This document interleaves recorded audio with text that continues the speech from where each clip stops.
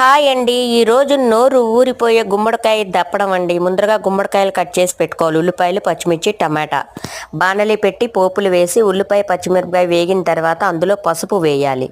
పసుపు వేసిన 10 నిమిషాలు మూత పెట్టిన తర్వాత మగ్గిన తర్వాత ఉప్పు వేయాలి. ఉప్పు, కారం ఈ రెండు వేసి 5 నిమిషాలు మూత పెట్టి కరివేపాకు వేయాలి. కరివేపాకు వేసిన 10 నిమిషాల్లో టమాటో వేయాలి.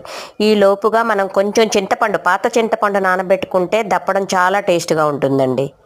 చింతపండు నానబెట్టుకొని ఆ పులుపుని తీసుకోవాలి. అలా టమాటో మగ్గిన 10 నిమిషాల్లో చింతపండు పులుపు వేయాలి.